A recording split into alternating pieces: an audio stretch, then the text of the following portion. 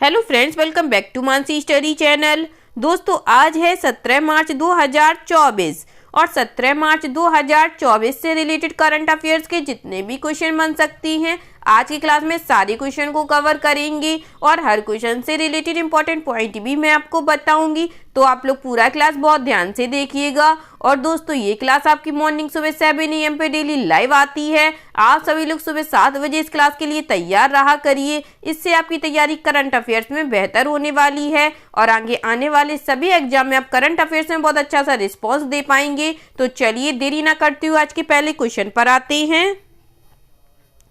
आज का पहला क्वेश्चन लिखा है, सरकार द्वारा जारी आधिकारिक आंकड़ों के अनुसार जनवरी 2024 में भारत का औद्योगिक उत्पादन कितने प्रतिशत बढ़ गया है? India's industrial production grows how much percent in January 2024 according to official data released by the government. First option है 3.3%, सेकेंड ऑप्शन है 3.6%, थर्ड ऑप्शन है 3.8% या फोर्थ ऑप्शन है 4.8%।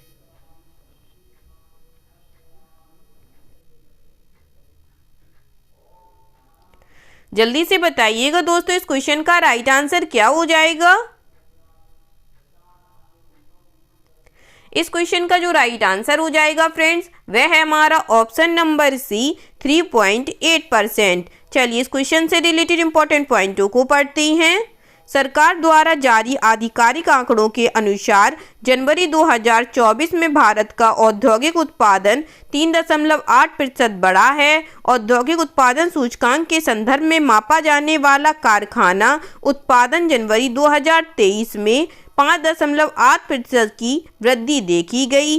अप्रैल 2023 में जनवरी 2024 के दौरान आईआईपी में 5.9% की वृद्धि हुई, जबकि एक साल पहले की अवधि में 5.5% की वृद्धि हुई थी। जनवरी 2024 में खनन उत्पादन 5.9% बढ़ गया और बिजली उत्पादन बढ़कर 5.6% हो गया। ठीक है दोस्तों, चलिए आगे बढ़ते हैं और नेक्स्ट क्वेश्चन देखते हैं। नेक्स्ट क्वेश्चन लिखा है फ्रेंड्स, भारत ने संयुक्त आर्थिक और व्यापार समिति की स्थापना के लिए किस देश के साथ एक प्रोटोकॉल पर हस्ताक्षर किए हैं? India's has signed a protocol for with which country for establishment of joint economic and trade committee. First option है डोमिनिकन गणराज्य, सेकेंड ऑप्शन है घाना, थर्ड ऑप्शन है सूडान या फोर्थ ऑप्शन है जिम्बाब्वे।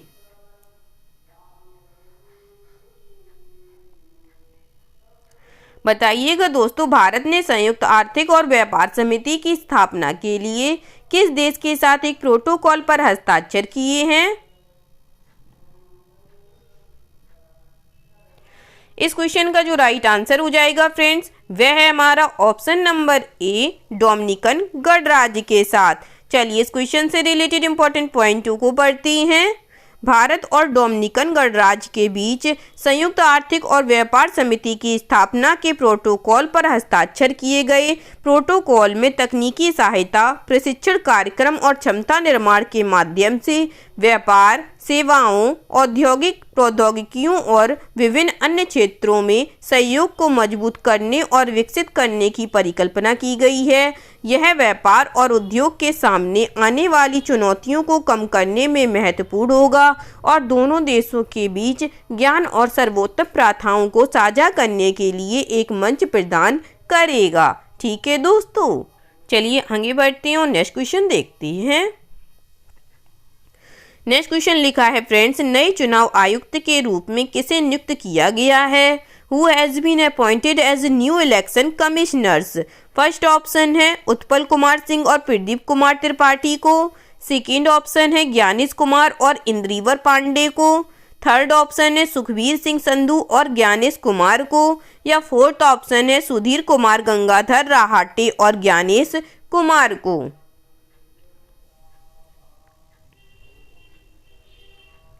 जल्दी से बताइएगा दोस्तों, नए चुनाव आयुक्त के रूप में किसे नियुक्त किया गया है? इस क्वेश्चन का जो राइट आंसर हो जाएगा फ्रेंड्स वह है हमारा option number C, Sukhbir Singh Sandhu और ज्ञानेश कुमार को। चलिए इस क्वेश्चन से रिलेटेड इंपॉर्टेंट पॉइंटों को पढ़ते हैं। प्रधानमंत्री नरेंद्र मोदी समिति के सदस्य और कांग्रेस नेता अधीर रंजन चौधरी की अध्यक्षता वाले पैनल द्वारा पंजाब से पूर्व नौकरशाह सुखबीर सिंह संधू और केरल से ज्ञानेश कुमार को नए चुनाव आयुक्त के रूप में नामित किया गया है। आगामी लोकसभा चुनाव से कुछ ही दिन पहले चुनाव आयुक्त अरुण गोयल के हालिया इस्तीफे के मद्देनजर ये नियुक्तियां की गई हैं। फरवरी में अनूप पांडे की सेवानिवृत्ति और गोयल के इस्तीफे के साथ 3 सदस्यीय चुनाव आयोग पैनल में केवल मुख्य चुनाव आयुक्त राजीव कुमार रह गए हैं। ठीक है दोस्तों, चलिए आगे बढ़ते हैं और नेक्स्ट क्वेश्चन देखते हैं। नेक्स्ट क्वेश्चन लिखा है फ्रेंड्स, सूचना और प्रसारण मंत्री अनुराग सिंह ठाकुर ने नई दिल्ली में प्रसार भारती की समाचार साझाकरण सेवा पीबी शब्द लॉन्च की है। पीबी शब्द के दूसरे बी का क्या मतलब है? Information and broadcasting minister Anurag Singh Thakur has launched PB Shabd, a new sharing service from Prasar Bharati in New Delhi. What is the meaning of second B in PB Shabd? First option Bharati, second option है प्रसारण, थर्ड ऑप्शन है भारत या फोर्थ ऑप्शन है Boolean.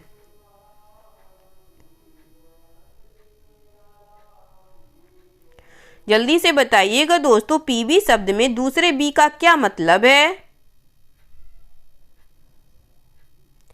इस question का जो right answer हो जाएगा friends वह है हमारा ऑप्शन नंबर बी, ब्रॉडकास्ट यानी कि प्रसारण है। चलिए इससे रिलेटेड इंपॉर्टेंट पॉइंटों को पढ़ती हैं। सूचना और प्रसारण मंत्री अनुराग सिंह ठाकुर ने नई दिल्ली में प्रसार भारती की समाचार साझाकरण सेवा पीबी शब्द लॉन्च की। PBSHBD का मतलब प्रसार भारती है। प्रसारण प्रसार के लिए साझा ऑडियो विजुअल। उन्होंने आकाशवाणी समाचार और डीडी न्यूज की संशोधित वेबसाइट और updated news on the air mobile app भी लॉन्च किया है। SHBD सेवा एक परिचयात्मक पेशकश के रूप में पहले वर्ष के लिए निःशुल्क पेश की जा रही है और यह 50 रेडियो में सभी प्रमुख भारतीय भाषाओं में समाचार कहानियां प्रदान करेगी। ठीक है दोस्तों, आगे बढ़ते हैं और नेक्स्ट क्वेश्चन देखते हैं। केंद्रीय मंत्रिमंडल ने ऊर्जा दक्षता और ऊर्जा संरक्षण उपायों के क्षेत्र में सहयोग बढ़ाने पर भारत और किस देश के बीच समझौता ज्ञापन पर हस्ताक्षर करने की मंजूरी दे दी है?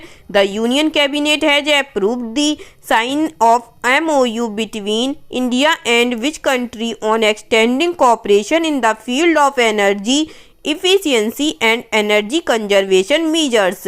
फर्स्ट ऑप्शन है ईरान, सेकेंड ऑप्शन है मालदीव, थर्ड ऑप्शन है भूटान या फोर्थ ऑप्शन है मॉरिशस।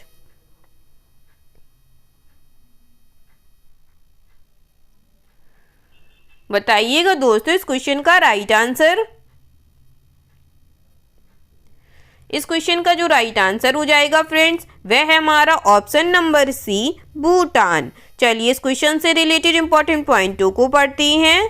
प्रधानमंत्री नरेंद्र मोदी की अध्यक्षता में केंद्रीय मंत्रिमंडल ने ऊर्जा दक्षता और ऊर्जा संरक्षण उपायों के क्षेत्र में सहयोग बढ़ाने पर भारत और भूटान के बीच समझौता ज्ञापन पर हस्ताक्षर करने को मंजूरी दी है। ऊर्जा दक्षता ब्यूरो, ऊर्जा मंत्रालय, भारत सरकार और ऊर्जा विभाग, ऊर्जा और प्राकृतिक संसाधन मंत्रालय, भूटान की शाही सरकार के बीच समझौता ज्ञापन पर हस्ताक्षर किए गए। इस समझौता ज्ञापन के हिस्से के रूप में भारत का लक्ष्य ऊर्जा दक्षता ब्यूरो द्वारा विकसित स्टार लेबलिंग कार्यक्रम को बढ़ावा देकर घरेलू क्षेत्र में ऊर्जा दक्षता बढ़ाने में भूटान की सहायता करना है। ठीक है दोस्तों, चलिए आगे बढ़ते हैं और नेक्स्ट क्वेश्चन देखते हैं। नेक्स्ट क्वेश्चन लिखा है फ्रेंड्स, सांख्यिकी और कार्यक्रम कार्यान्वयन मंत्रालय द्वारा जारी आंकड़ों के अनुसार फरवरी 2024 में खुदरा मुद्रास्फीति क्या है? According to the data released by the ministry of statistics and programme implementation, what is the retail inflation in February 2024? First option है 5.9%, सेकेंड ऑप्शन है 5.05%, थर्ड ऑप्शन है 5.95% या फोर्थ ऑप्शन है 5.09%।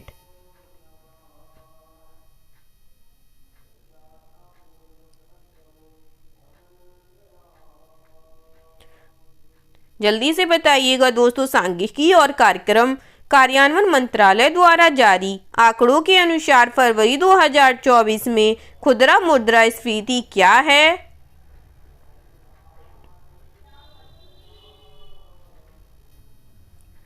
इस क्वेश्चन का जो राइट आंसर हो जाएगा फ्रेंड्स, वह है हमारा ऑप्शन नंबर डी 5.09%। चलिए इस क्वेश्चन से रिलेटेड इंपॉर्टेंट पॉइंटों को पढ़ते हैं।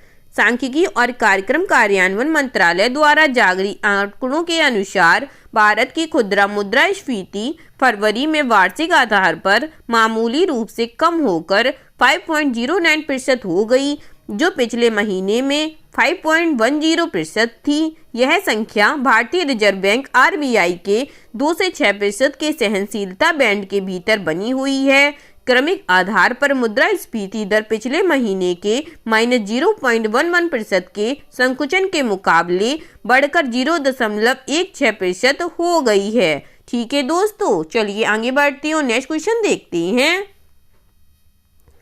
नेक्स्ट क्वेश्चन लिखा है फ्रेंड्स, निम्नलिखित में से किसने भारत में ग्रामीण और उप शहरी क्षेत्रों विशेषकर महिला उधारकर्ताओं को वित्त पोषण का समर्थन करने के लिए जापान इंटरनेशनल को ऑपरेशन एजेंसी के साथ $125 मिलियन के वित्त पोषण समझौते पर हस्ताक्षर किए हैं? Which of the following has signed a financing pact with Japan International Cooperation Agency for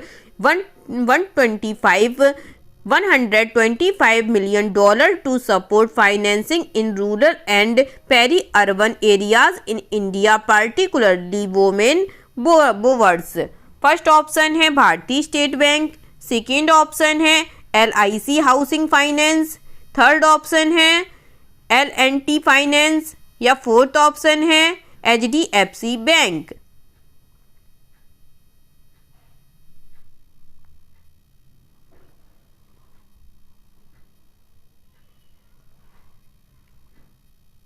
जल्दी से बताइएगा फ्रेंड्स इस क्वेश्चन का राइट आंसर। इस क्वेश्चन का जो राइट आंसर हो जाएगा फ्रेंड्स, वह है हमारा option number C L&T financing holding. चलिए इस क्वेश्चन से रिलेटेड इंपॉर्टेंट पॉइंट 2 को पढ़ती हैं। L&T फाइनेंस होल्डिंग लिमिटेड ने भारत में ग्रामीण और उप शहरी क्षेत्रों विशेषकर महिला उधारकर्ताओं को वित्त पोषण का समर्थन करने के लिए जापान इंटरनेशनल कोऑपरेशन एजेंसी के साथ $125 मिलियन के वित्त पोषण समझौते पर हस्ताक्षर किए हैं। पिछले नवंबर में LTFH ने एशियाई विकास बैंक से $125 मिलियन का ऋण लिया था और सह वित्त पोषण समझौते के हिस्से के रूप में अतिरिक्त $125 मिलियन का ऋण अब JICA से लिया गया है। ठीक है दोस्तों, चलिए आगे बढ़ते हैं और नेक्स्ट क्वेश्चन देखते हैं।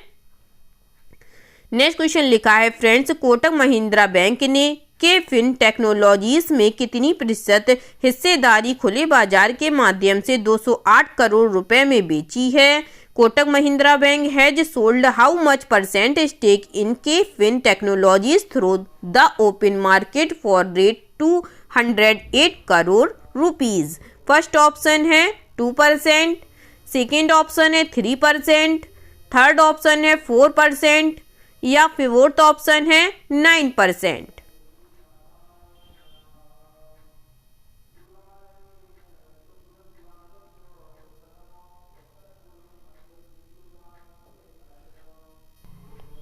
इस क्वेश्चन का जो राइट आंसर हो जाएगा फ्रेंड्स, वह है हमारा ऑप्शन नंबर ए 2%। चलिए इससे रिलेटेड इंपॉर्टेंट पॉइंट 2 को पढ़ते हैं। कोटक महिंद्रा बैंक ने केफिन टेक्नोलॉजीज में 2% हिस्सेदारी खुले बाजार के माध्यम से 208 करोड़ रुपए में बेची है।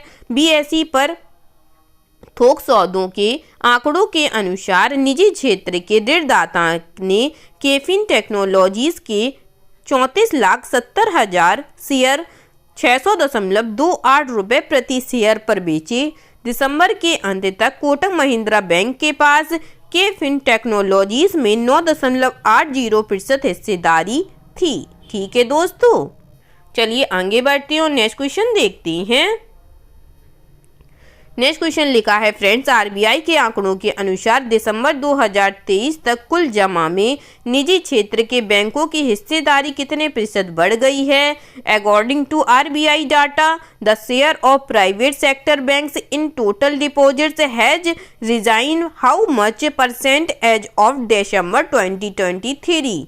फर्स्ट ऑप्शन है 32%, सेकेंड ऑप्शन है 34%, थर्ड ऑप्शन है 36% या फोर्थ ऑप्शन है 38%।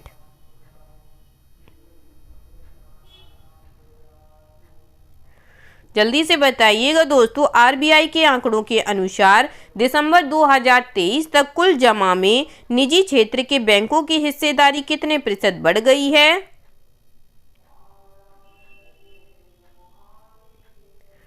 इस क्वेश्चन का जो राइट आंसर हो जाएगा फ्रेंड्स, वह है हमारा ऑप्शन नंबर बी 34%। चलिए इससे रिलेटेड इंपॉर्टेंट पॉइंटों को पढ़ते हैं।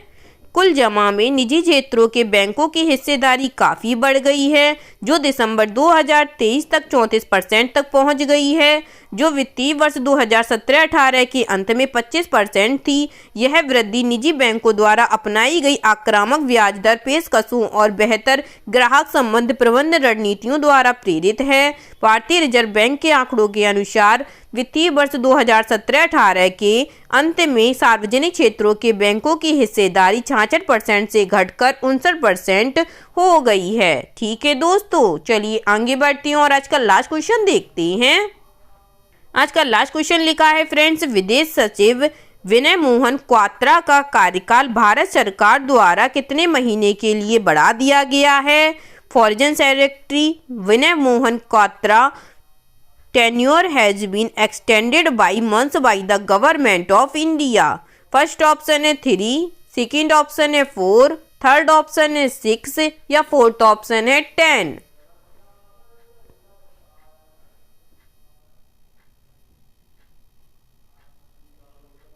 बताइएगा दोस्तों, विदेश सचिव विनय मोहन क्वात्रा का कार्यकाल भारत सरकार द्वारा कितने महीने के लिए बढ़ा दिया गया है?